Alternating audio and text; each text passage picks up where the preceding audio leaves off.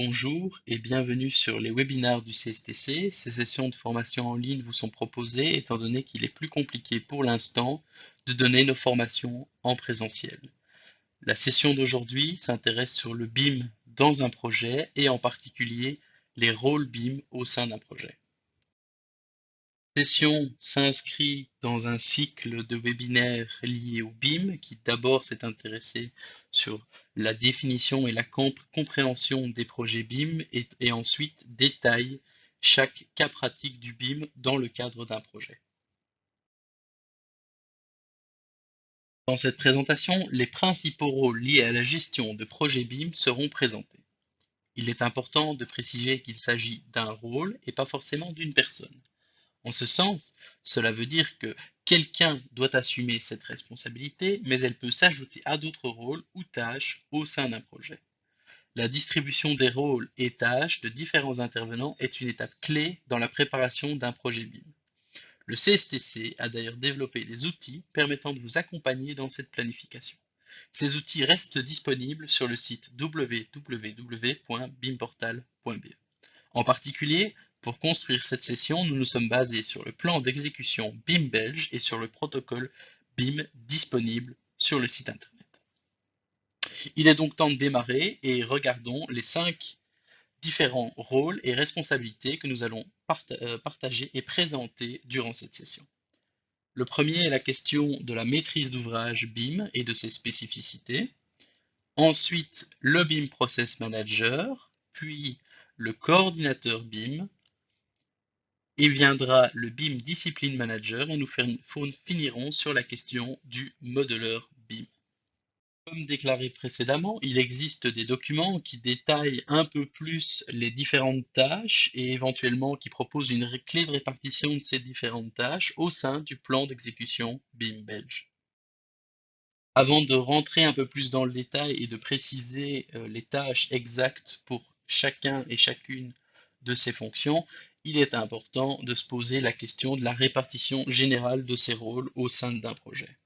Et en effet, dans ces 5 rôles, il y en a 3 en réalité qui sont des rôles spécifiques à un projet de construction. C'est-à-dire que pour différents projets, vous risquez d'avoir différentes personnes qui prennent en main ces rôles, notamment la maîtrise d'ouvrage ou l'assistant maître d'ouvrage BIM, le BIM Process Manager et le coordinateur BIM. Par contre, les BIM Discipline Manager et les modeleurs BIM sont bel et bien des rôles qui sont pris dans un projet, mais qui en réalité dépendent un peu plus de la structure de l'entreprise et de la manière dont les différentes fonctions sont distribuées au sein de l'entreprise. Enfin, il est important de noter que dans le cadre d'un projet BIM, il est possible que certains rôles soient pris par des parties externes. Nous conseillons d'ailleurs que la maîtrise d'œuvre soit faite par un parti externe pour une raison de neutralité. Par contre, les rôles de BIM Process Manager ou de coordinateur BIM peuvent être choisis soit parmi les membres du projet, soit via des prestataires externes. Enfin, les BIM Discipline Manager et les modeleurs BIM, puisqu'ils dépendent beaucoup plus de la structure de l'entreprise, seront choisis parmi les partenaires du projet. Commençons par le premier rôle, qui est la question de la maîtrise d'ouvrage BIM. En réalité, dans le cadre d'un projet BIM, eh bien, la maîtrise d'ouvrage classique devra toujours avoir lieu, mais à cela s'ajouteront des tâches spécifiques au BIM pour lesquelles soit le maître d'ouvrage peut décider de les prendre dans sa responsabilité, soit un assistant maître d'ouvrage BIM pourra se charger de ces tâches spécifiques. Il est important de considérer que ça doit être un parti externe aux intervenants classiques du projet, puisque cela permettra de garantir une forme de neutralité très utile en cas de conflit. Voici donc une liste non exhaustive des tâches potentielles du maître d'ouvrage BIM. La première est de placer les fichiers sur le Common Data Environment. Simplement mettre tous les documents liés au projet sur un lieu spécifique qui peut être consulté par tous les différents acteurs. Ensuite, contribuer à l'élaboration du plan d'exécution BIM. Il s'agit de créer les règles du jeu pour ce projet spécifique. Il est donc important que ce parti externe et neutre, qui représente la maîtrise d'ouvrage, se charge d'être présent et de clarifier certaines règles. Évidemment, s'assurer du respect des accords à la fois du protocole BIM et du plan d'exécution BIM. Annexer le protocole et le plan d'exécution au contrat et au sous-contrat. Il s'agit de s'assurer que les protocoles et les plans d'exécution ne sont pas là uniquement pour information, mais fassent bien partie intégrante du projet et des livrables du projet. Participer à la réunion de démarrage, s'assurer que tout le monde commence sur le bon pied. Les réunions de coordination BIM, le moment où on met ensemble les différents modèles, et ensuite à l'examen BIM, encore une fois, pour contrôler et vérifier que tout cela fonctionne bien. Mettre en place, organiser et gérer la plateforme propre qui servira à échanger les modèles. Et enfin, contribuer activement à la prise de décision tout au long du projet. En parallèle de la question de la maîtrise d'ouvrage se pose la question de la gestion du projet BIM. Et pour ce faire, nous allons ici discuter deux rôles principaux qui sont en quelque sorte le parallèle du project manager, mais dans le cadre d'un projet BIM. Donc il s'agit de deux rôles spécifiques, le BIM process manager et le coordinateur BIM. Commençons par le BIM Process Manager. Son rôle est assez simple en réalité. Il s'agit de définir, de clarifier et de contrôler les processus d'échange et d'interaction entre les différents intervenants du projet. C'est en quelque sorte le chef d'orchestre de ce bal de différents intervenants qui travaillent ensemble. Et son rôle principal est l'élaboration du plan d'exécution BIM en concertation avec les différents partenaires du projet et le maître d'ouvrage, évidemment, sur base du protocole BIM. Pour ce faire, on va lister trois tâches spécifiques et nécessaires. La première étant la mise en place des accords BIM, évidemment le plan d'exécution, c'est ce que je viens de détailler.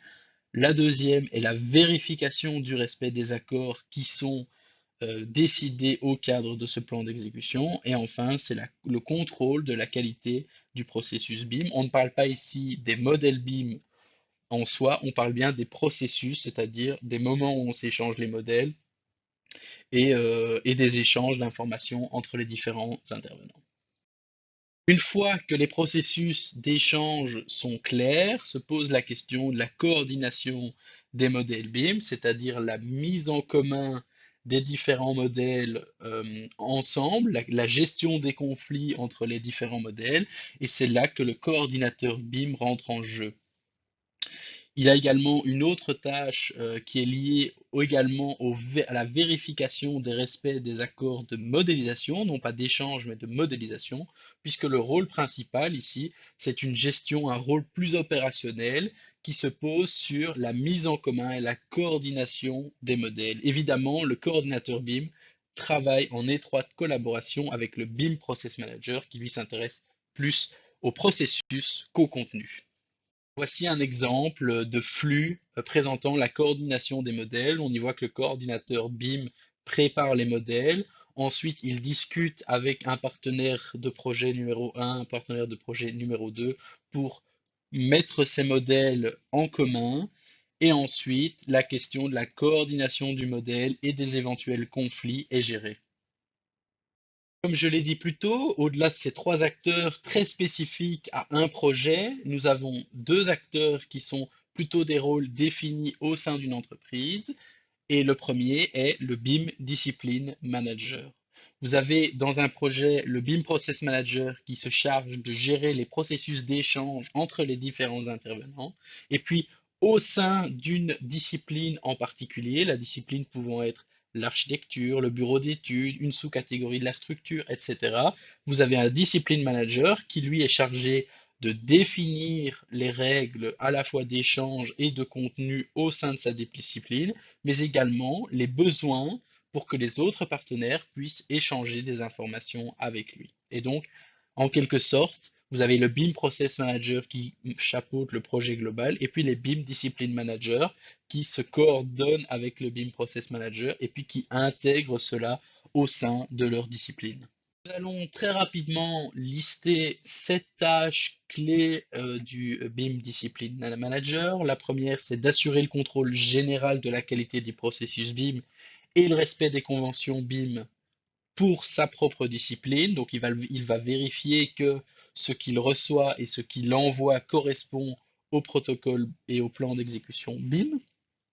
Ensuite, il va y avoir la question de la communication et de la coordination de ces conventions avec le BIM Process Manager et les autres intervenants. La question de la coordination du modèle de sa discipline, puisqu'il doit vérifier qu'il fonctionne avec les autres modèles fournis et partagés par les autres membres. Et puis le contrôle des modèles et la détection de conflits entre les modèles de sa discipline et les modèles des autres disciplines. Restent encore trois tâches clés. Mettre à disposition les modèles partiels de sa discipline pour la coordination générale des modèles, donc c'est simplement fournir les informations aux autres intervenants. Créer et vérifier les extraits de modèles requis à partir des modèles de discipline sur la base de la liste des livrables. Donc encore une fois, c'est suivre les objectifs dans le cadre de sa discipline. Et puis enfin, s'occuper de la gestion des différentes versions des modèles de sa discipline pour s'assurer que les autres acteurs sont au courant de l'évolution du projet et des changements au sein du modèle. Enfin, le dernier rôle très important est le rôle du modeler BIM, puisqu'il s'agit de la personne qui va se charger de la modélisation et donc de la création du modèle. Quatre tâches clés sont mises en évidence ici. La première est évidemment l'élaboration du modèle dans le respect des conventions de modélisation. La deuxième, c'est indiquer s'il est difficile de respecter une convention de modélisation à cause du logiciel ou pour des raisons spécifiques, puisque il y a des règles, mais parfois on ne peut pas totalement les respecter. Le minimum, c'est d'informer les autres intervenants de la difficulté à suivre cette règle. Ajouter les informations requises dans ses propres modèles BIM, puisqu'il y a la question de la modélisation, mais il y a aussi la question des informations qui sont attachées aux objets. Et enfin, apporter dans ses propres modèles les modifications approuvées dans le cadre de réunions de coordination, par exemple. Nous touchons à la fin de ce webinaire sur le rôle des différents intervenants dans le cadre d'un projet BIM. Les choses à retenir sont assez simples. Il y a 5 rôles clés. 3 d'entre eux sont spécifiques au projet de construction et sont des rôles à définir pour chaque projet. La maîtrise d'ouvrage, le BIM Process Manager en charge de la gestion des processus, le coordinateur BIM en charge de la coordination des modèles, et puis ensuite des rôles spécifiques au sein des entreprises, un BIM Discipline Manager responsable de sa propre discipline, des besoins, mais aussi des choses à fournir pour les autres intervenants, et puis le modeler BIM, la personne qui va créer le modèle BIM. Tout cela est un peu plus détaillé et complet dans le plan d'exécution BIM belge disponible sur le site bimportal.be.